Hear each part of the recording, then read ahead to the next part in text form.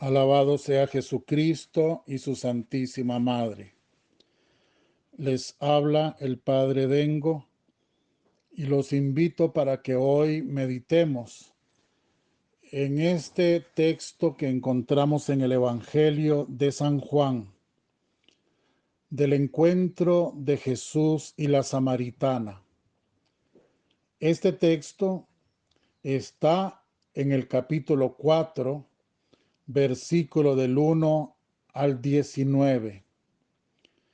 Y dice así: Cuando supo Jesús que habían oído los fariseos que Jesús hacía más discípulos que Juan y que bautizaba, aunque Jesús no bautizaba, sino sus discípulos, dejó Judea y partió de nuevo para Galilea. Era necesario que él pasara a través de Samaria. Llegó Jesús a una ciudad de Samaria llamada Sicar, cerca del campo que dio Jacob a su hijo José. Allí estaba el pozo de Jacob. Jesús, cansado del camino, estaba allí sentado junto al pozo. Era hacia la hora sexta. Llega una mujer de Samaria a sacar agua, y Jesús le dice: dame de beber. Sus discípulos se habían ido al pueblo a comprar comida. La samaritana le dice: ¿cómo tú, siendo judío, me pides de beber a mí que soy samaritana? Porque los judíos no se tratan con los samaritanos. Jesús le contestó: si conocieras el don de Dios y quién es el que te pide, dame de beber, le pedirías tú y él te daría agua viva. La mujer le dice: Señor, si no tienes cubo y el pozo es hondo, ¿de dónde sacas el agua viva? ¿Eres tú más que nuestro padre Jacob, que nos dio este pozo, y de él bebieron él y sus hijos y sus ganados?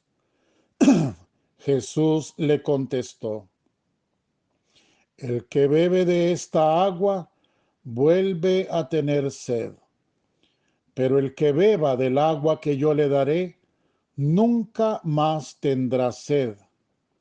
El agua que yo le daré se convertirá dentro de él en una fuente de agua que salta hasta la vida eterna. La mujer le dice: Señor, dame de esa agua, así no tendré más sed, ni tendré que venir aquí a sacarla. Él le dice: anda, llama a tu marido y vuelve. La mujer le contesta: no tengo marido. Jesús le dice: tienes razón que no tienes marido. Has tenido ya 5 y el de ahora no es tu marido. En eso has dicho la verdad. La mujer le dice: Señor, veo que tú eres un profeta. Palabra del Señor. Gloria a ti, Señor Jesús. Este texto es hermosísimo, como lo acabamos de escuchar. Expresa toda la misión que Jesucristo ha venido a realizar al mundo. Él como el Verbo encarnado, Dios hecho hombre. El texto nos dice que Jesús viene fatigado, cansado por el camino. Tiene hambre, tiene sed. De hecho, el texto dice que los discípulos van al pueblo para buscar algo de comer. Y Jesús está allí a la par del pozo. Allí se queda. Y no solo por esa necesidad física de descansar, de beber del agua del pozo porque tiene sed, sino porque Jesús como Dios sabe que pronto va a llegar la mujer samaritana. Y hay algo más en él de la sed y del hambre físico. Jesús está allí esperando a la mujer porque tiene hambre y sed de almas sobre todo de personas débiles, frágiles, sin virtud, de pecadores. Jesús tiene sed de la salvación de las almas. Jesucristo ha venido al mundo a rescatar lo que estaba perdido, a salvar a los pecadores. Y se ha cansado porque viene en búsqueda de esta alma. Tiene sed y hambre de la salvación de esta alma y de cada alma de cada uno de nosotros. Cuando leemos un pasaje como este, cuando vemos a Jesús actuar de esta manera, siendo Dios, Él es Dios, verdaderamente hombre y verdaderamente Dios. Y cuando lo vemos así, deteniéndose para buscar una persona, para encontrarse con una persona, entonces nos es fácil también comprender que Dios omnipotente, infinito, totalmente trascendente al hombre, ese Dios es infinitamente cercano. Ese Dios, precisamente por su omnipotencia, sin perder su grandeza, ese Dios se abaja de tal manera que quiere comunicarse persona a persona con cada uno de nosotros.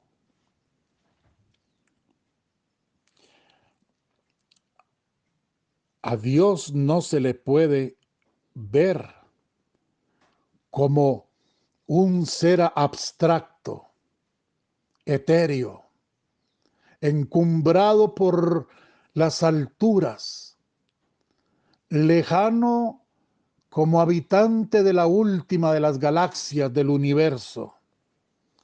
Dios no es ese. Dios no es una cosa abstracta. Dios no es una energía. tenemos que tener claro, a Dios no se le puede llamar universo. Dios no es el universo. El universo infinito fue creado por el dedo de Dios. Qué distinto, ¿verdad? Por una palabra que Dios pronunció. Él dijo, hágase, y todo fue creado. El universo fue creado, pero el universo no es Dios. Y no se le puede llamar universo a Dios. Se está confundiendo. Se está cayendo de nuevo en una herejía ya muy antigua que se llama panteísmo. Ese no es el Dios en quien nosotros creemos. Ese no es el Dios de la Biblia. Ese no es el Dios que Jesucristo ha venido a revelarnos, a darnos a conocer. No. Ya en el Antiguo Testamento encontramos que dice desde el primer libro del Génesis, encontramos que dice que Dios se paseaba por los jardines del Edén, del paraíso. Ya se nos está enseñando. Dios es el que se pasea, el que camina por el jardín. Dios es el que vive con su pueblo, en medio del pueblo. Así lo entendió el pueblo de Israel. Y por eso ya en tiempos de Moisés se le hacía una tienda, se le dejaba una tienda para que Dios habitara en medio del pueblo. Él ocupaba un lugar en medio del pueblo. Y por eso Isaías, cuando profetiza la llegada del Mesías, del enviado de Dios, Isaías dice, se llamará Emmanuel, porque será Dios con nosotros. Eso es lo que significa la palabra Emmanuel, Dios con nosotros. Es hermosísimo leer en los profetas, leer, sí, en esos libros del Antiguo Testamento, Jeremías, Isaías, y encontrar allí que Dios nos dice, por ejemplo, esto: si una madre es capaz de dejar a un hijo abandonado, de olvidarse de un hijo, yo nunca me olvidaré de ti. ¿Se dan cuenta cuál es la relación que Dios quiere tener con nosotros? ¿Se da cuenta usted que para Dios usted no es un grano de maíz perdido, una partícula de polvo que se la lleva el viento, un grano de arena en la inmensidad de las playas del mar? No, no. Usted es una criatura hecha de su amor, destinada a ser parte de Él, de su propia y misma naturaleza divina. Para eso hemos sido creados, para eso Dios permitió que usted viniera al mundo. Porque aun cuando el pecado había roto esa relación divina de amor con Dios y la criatura.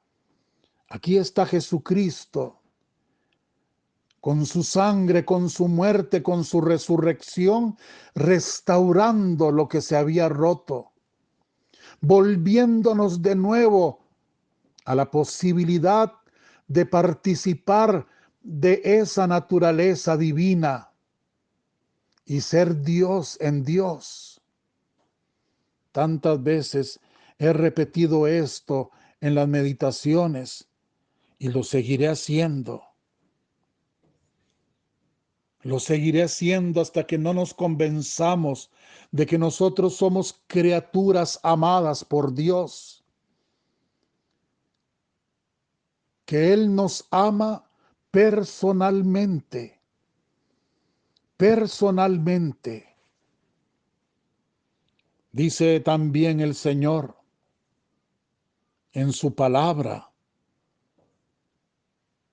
dice, pongo mis ojos en tus ojos y te llamo por tu propio nombre. Dios pronuncia mi nombre, pronuncia el nombre de cada uno de nosotros con su propia boca. Dios pone su mirada en mí, en usted. Usted dice, ¿y pero cómo hace esto si somos tantos millones de personas en el mundo? Y entonces yo le sigo repitiendo, no se asuste, precisamente porque es Dios, precisamente porque es infinito, omnipotente, todopoderoso, precisamente, y ya lo dice el Evangelio en San Lucas, lo que es imposible para los hombres es posible para Dios. No debemos asustarnos cuando lo que más podemos hacer es admirar la grandeza del poder de Dios, que siendo tantos, Él es Dios sin partirse, sin menguarse. Él es Dios para cada uno. Él es Padre de cada uno de nosotros. Y aquí lo vemos en este texto. Porque Jesucristo es Dios. Y lo vemos como Dios sediento de aquella alma, de aquella mujer. Porque Él viene a realizar la voluntad de su Padre. Y la voluntad del Padre es que todos los hombres se salven y lleguen al conocimiento de la verdad, como dice la primera carta del apóstol San Pablo a Timoteo en el capítulo 2, versículo 4. Que todo aquel que vea al Hijo y crea en Él tenga vida eterna. Esta es la voluntad de mi Padre. Así dice Jesús. Y Jesús agrega, y yo lo resucitaré en el último día. Evangelio de San Juan, capítulo 6, versículo 40. Jesús vino a hacer la voluntad de su Padre. Y la voluntad de su Padre es que todos sus hijos alcancen la salvación. Es su divino querer. Restablecer la armonía que el pecado había roto. Restablecer la gracia, la relación. Dios creó a Adán y a Eva haciéndolos partícipes de su naturaleza divina. Eso lo rompió el pecado. Ahora Jesucristo viene a dar su vida en rescate de la nuestra. Viene a salvarnos. Y eso es lo que significa salvación. Por eso yo debo aceptar a Jesucristo. Aceptar a Cristo que viene a mí, cansado del camino, con hambre, con sed, sed de mi alma, hambre de mi salvación, hambre porque quiere perdonarme, hambre porque quiere redimirme, levantarme, porque quiere llenarme de su gracia, de su presencia y hacerme partícipe de su felicidad, de su gozo, de su plenitud. Ahora me toca a mí, porque Él ya ha muerto en la cruz, porque Él ya ha derramado su sangre por mí, porque ya yo he sido comprado a precio de esa sangre y he sido lavado en las aguas del bautismo. Ahora me toca a mí aceptarlo a Él y aceptar su salvación. Aceptándole esa agua que solo Él puede darme. Que si yo tomo de esa agua, ya nunca más volveré a tener sed.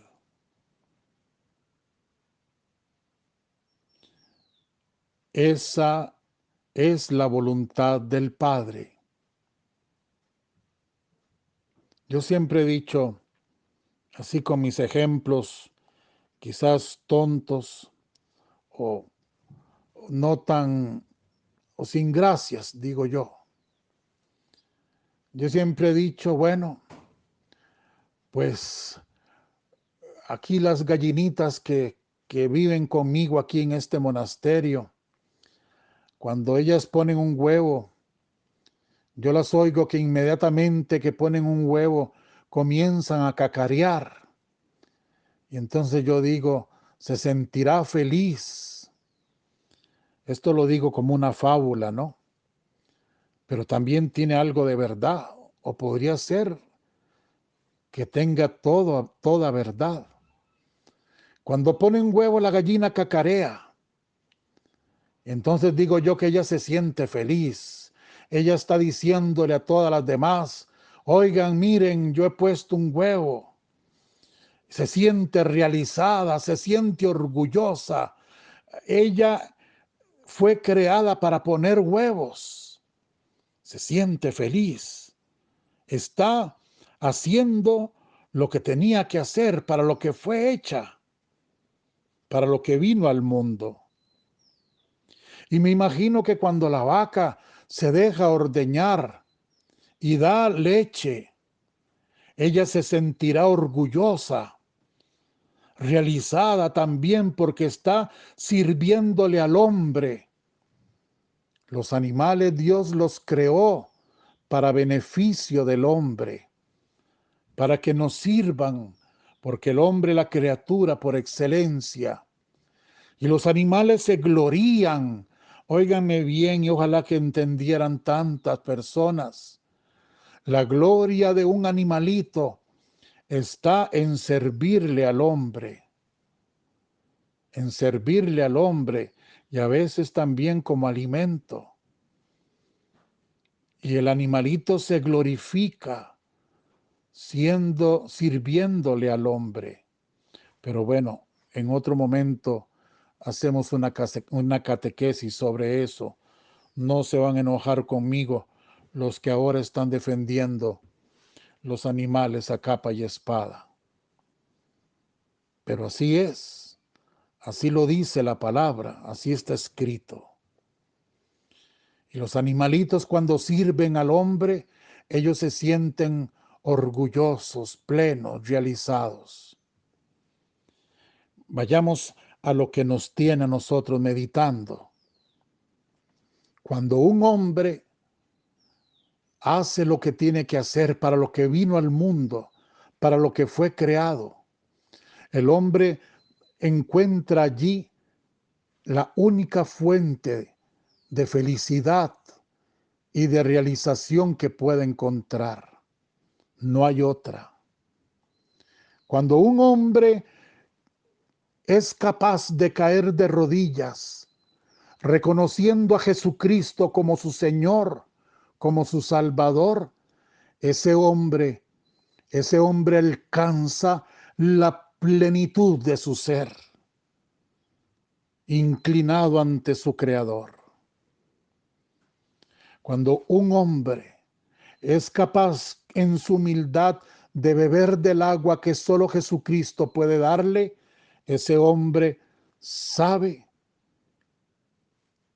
que solamente esa agua lo satisface y no hay otra. Debemos de ser humildes y también de ser fuertes, porque siempre estará el diablo tentándonos, como tentó a nuestro padre Adán en el principio y a Eva. Siempre estará ahí el diablo como un león rugiente tentándonos. Siempre estará allí el mundo con sus ofrecimientos placenteros, materiales, con sus mentiras. Y siempre estará nuestro cuerpo pidiéndonos, reclamándonos. Debemos de ser fuertes, convencernos a nosotros mismos que la única fuente de agua viva es la voluntad de Dios en nosotros, lo que Dios quiere para nosotros, que alcancemos la salvación, que desde ya comencemos a participar de la felicidad eterna del cielo, desde ya.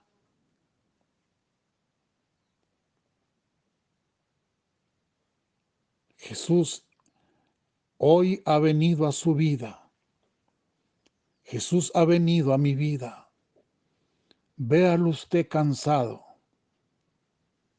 con sed, con hambre. Cansado porque ha venido a usted a buscarlo, a buscarla. Con sed porque su sed es de ganarse su alma para Él. Con hambre porque quiere saciar eso, entregándole a usted el don de la salvación, el don de su amor, de su espíritu. Seamos capaces de tener la humildad y la valentía de decirle como la samaritana: Señor, dame de beber de esa agua para nunca más volver a tener sed. Y que la bendición de Dios Todopoderoso, Padre, Hijo y Espíritu Santo, descienda sobre vosotros y os acompañe siempre. Amén. Muchísimas gracias por su paciencia. Que Dios les pague tanta bondad. Los amo con todo mi corazón. Como ustedes notaron, porque si me pusieron atención, notaron que quedamos apenas en el principio de la meditación de este texto, que así como el pozo de Jacob era profundo, este texto, en todo lo que el Espíritu Santo quiere regalarnos, es infinitamente profundo infinitamente rico. Si Dios quiere, mañana continuamos con la meditación del encuentro de Jesús con la samaritana. Hasta mañana, si Dios lo permite.